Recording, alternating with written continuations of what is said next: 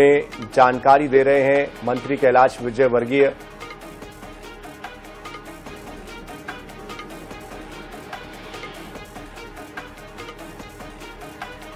तो बैठक समाप्त हो चुकी है। इस बैठक में क्या बड़े निर्णय लिए गए हैं उसके बारे में जानकारी दी जा रही है। कर्मचारियों को लेकर भी बड़ा फैसला लिया गया है। तबादला नीति को लेकर भी मंजूरी दी गई है। कई बड़े फैसले इसमें लिए गए हैं।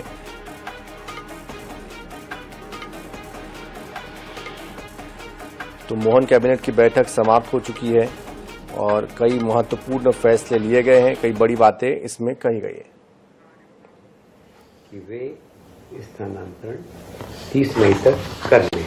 अब उसका रेशो में भी थोड़ा सा चेंज किया है, क्योंकि हमें 2000 तक जो 200 तक जो पद हैं उसमें 20% तक ट्रांसफर कर सकेंगे और 201 से लेकर 1000 तक कुल उसमें 15% ट्रांसफर कर सकेंगे और 1001 से लेकर 2000 तक की संख्या तक में 10% ट्रांसफर कर पाएंगे। इस प्रकार लगभग 2001 से अधिक को 5%। तो ये एक थोड़ा सा परिवर्तन किया गया है। माननीय मंत्रियों का आग्रह था, माननीय मुख्यमंत्री जी ने स्वीकार कर लिया और इसको हमने ट्रांसफर नीति 1 मई से लागू हो जाएगी। 30 मई के पहले हम इसको करा देंगे। इसमें एक था कि स्वैच्छिक जितने भी हैं उसको भी इस प्रतिशत में जोड़ा जाए। तो एक और सुविधा दी कि यदि कोई विभाग अपनी स्वयं की ट्रांसफर नीति बनाना चाहे तो बना सकता है और उस ट्रांसफर नीति को सामान्य प्रशासन विभाग से एक बार बताकर उसको स्वीकृत करा ले। तो विभाग अपनी सुविधानुसार ट्रांसफर नीति भी बनाने के अधिकार आज कैबिनेट ने दिए। तो उसमें परसेंटेज लागू नहीं होगा? यही परसेंटेज लागू होगा। इसका रिलेशन वही रहेगा 31 में? वही होगा। बट ये कॉन्ट्रोडिक्शन नहीं होगा जो आपकी नीति और परसेंटेज का तो कुछ समझ मतलब थोड़ा क्लियर कीजिए अभी। नहीं, ऐसा है कि पॉलिसी तो यही रहेगी। इस पॉलिसी के साथ साथ ही अब कहीं स्वैच्छिक का परसेंटेज ज्यादा हो गया तो फिर स्वैच्छिक अगर ज्यादा हो गए तो वो भी इसमें संख्या अगर जुड़ गई तो जो वास्तव में जिनका ट्रांसफर करना उनके ट्रांसफर नहीं हो पाएंगे। तो इसलिए कुछ इस प्रकार का बैलेंस करना पड़ेगा कि स्वैच्छिक ट्रांसफर भी हो और विभाग जिसको चाहे उसके भी ट्रांसफर। महंगाई भत्ते की किस्त आप सभी जानते हैं कि शासकीय कर्मचारियों की काफी पुरानी डिमांड थी और माननीय मुख्यमंत्री जी ने इसकी घोषणा भी कर दी। तो मध्य प्रदेश शासन ने शासकीय कर्मचारी हेतु 1/7/24 से 3% एवं 1/1/25 से 2% महंगाई भत्ते की अतिरिक्त किस्त स्वीकृति की जा रही है। इसके फलस्वरूप अभी तक जो महंगाई भत्ता है वो 55% हो जाएगा और ये भारत शासन के बराबर हो जाएगा। और इसलिए महंगाई भत्ता मध्य प्रदेश वो राज्य है जो केंद्र सरकार के बराबर महंगाई भत्ता हमारे यहाँ के कर्मचारियों को दे रहा है। आपके ऊपर बोझ कितना है? मेरे कैलकुलेशन तो किया नहीं अभी, लगभग 3,500।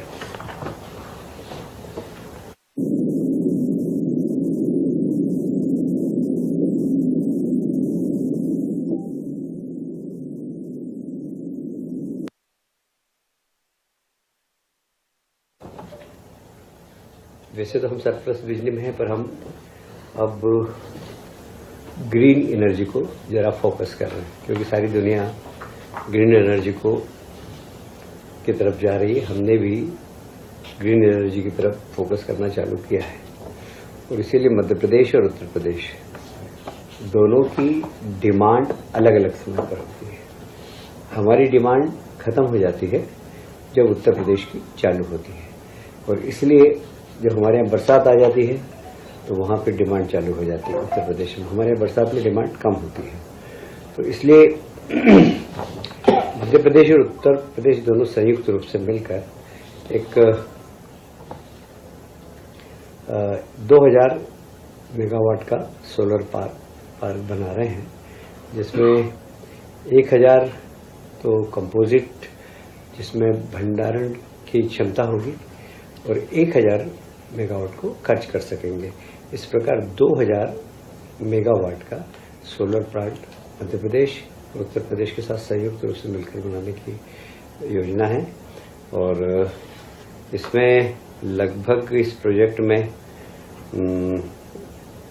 वैसे लगभग इस प्रोजेक्ट में कितना लगेगा? 3000 मेगावाट है टोटल। 3000 मेगावाट है। एक तो 1000 तो कैपेसिटी भंडारण और 2000 सोलर है जी। लोकेशन शायद भिंड के आसपास, मुरैना के आसपास। बंटवारे का प्रतिशत जब जिसकी डिमांड होगी उतनी उसको डिमांड दे देंगे। परसेंटेज हाँ, मतलब ये तो दोनों सरकार अपनी ही है इसलिए सर ये पेंशनर्स के लिए दिए जा रहा है? बता दीजिए अभी। पेंशनर्स आ गया वो। राज्य शासन ने एकीकृत पेंशन योजना के लिए भारत शासन के निर्देश पर एक कमेटी का गठन किया है और यह कमेटी शासकीय कर्मचारियों के लिए वैकल्पिक रूप से यूनिफाइड पेंशन योजना यूपीएस किए जाने की प्रक्रिया पर विचार करेगी। इसमें 6 अधिकारियों की कमेटी बनी है। अशोक वर्णवाल, मनीष रस्तोगी जी, लोकेश कुमार जाटव, सुश्री तन्वी सुंदरयाल, अजय कटेसेरिया और जेके शर्मा। ये सब की कमेटी भारत शासन ने जो गाइडलाइन दी उसके अनुसार तय करेगी, जिससे कि यूपीएस योजना लागू कर सके और उसका लाभ पेंशनर को मिल सके।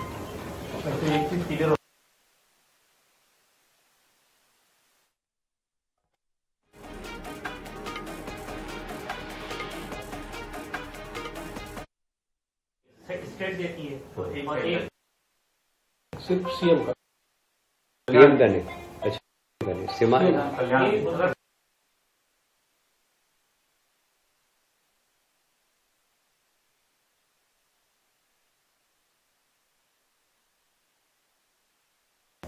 वैसे ये 15-20 दिनों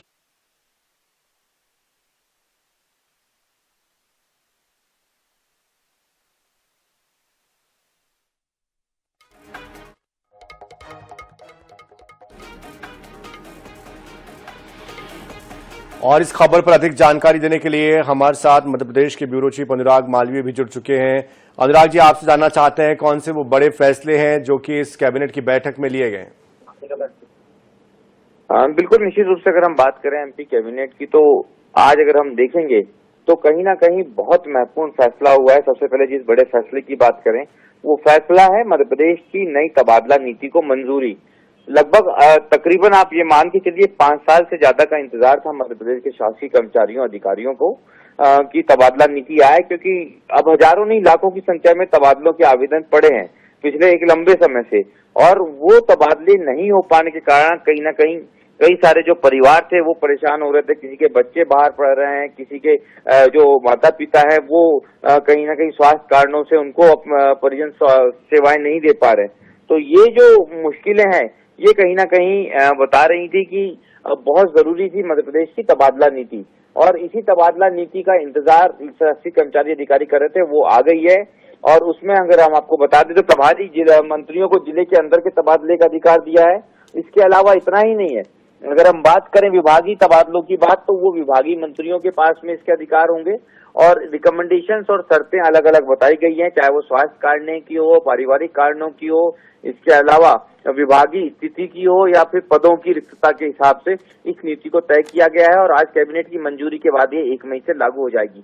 इसके अलावा मुख्यमंत्री ने घोषणा की थी भत्तों को लेकर, और लगभग केंद्र के बराबर महंगाई भत्ता मध्य प्रदेश के कर्मचारियों को मिलेगा। आज कैबिनेट ने इसको भी मंजूरी दी है। इसके अलावा लगभग 1 दर्जन प्रस्ताव हैं जिनको मंजूरी मिली है, पर सनी अगर बहुत महत्वपूर्ण बात देखें तो वो यही है कि ये 2 बहुत बड़े प्रस्ताव हैं जो सीधे सीधे शासकीय कर्मचारियों के हितों में आए हैं और एक लंबे इंतजार के बाद आए हैं। जी बिल्कुल, जाहिर सी बात है ये लंबे इंतजार के बाद आया। उन्होंने एक पेंशन योजना को लेकर 6 सदस्यीय कमेटी बनाने की बात भी कही है, साथ ही ग्रीन एनर्जी का जिक्र किया है। जरा इसके बारे में भी बताएं। देखिए बिल्कुल, क्योंकि मध्य प्रदेश में सरकार ने पहले ही बोला था कि पेंशन स्कीम को लेके एक रिव्यू कमेटी बनेगी। उस रिव्यू कमेटी को मंजूरी दी गई है, जिसमें 6 सदस्यीय ये कमेटी होगी। इसके अलावा अगर हम ग्रीन एनर्जी की बात करें तो मध्य प्रदेश लगातार तेज प्रवाह में है कि किस तरह से मध्य प्रदेश में बेहतर तरीके से संतुलित करके पर्यावरण को ऊर्जा का उत्पादन किया जाए, और उसी की तहत जो है 3 बड़े प्रोजेक्ट की मंजूरी मध्य प्रदेश को मिली है, मध्य प्रदेश की कैबिनेट ने दी है। तो इस तरह से देखिए कई बड़े प्रस्ताव को मंजूरी मिली है। लेकिन एक बार फिर हम कहेंगे, निश्चित रूप से आज शासकीय कर्मचारियों के लिए आज की कैबिनेट बैठक बहुत महत्वपूर्ण थी। उनके कई बड़े मसलों के लंबे इंतजार जो है वो खत्म हो गए हैं।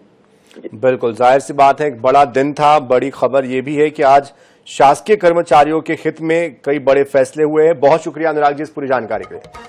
तो महंगाई भत्ता केंद्र के समान 55% मिलेगा। ट्रांसफर पॉलिसी को लेकर एक बड़ा निर्णय लंबे समय से जो लंबित था वो ले लिया गया है। प्रभारी जिलों के जो मंत्री होंगे वो इसमें उनके अनुसार हो पाएगा ट्रांसफर। साथ ही जो विभाग है वो भी नियमों और शर्तों के अधीन रहते हुए ये ट्रांसफर जो है वो करवा पाएंगे। इसमें अलग अलग कैटेगरीज तय की गई है, जैसे अगर कोई बीमार है या किसी को कुछ और पारिवारिक कारण है या किसी और को कोई दिक्कत है या किसी का कुछ जरूरी कार्य है, उस हिसाब से इसको समझाया जाएगा इसमें, और उसके बाद इसमें उसके मुताबिक जो ट्रांसफर है वो हो पाएगा।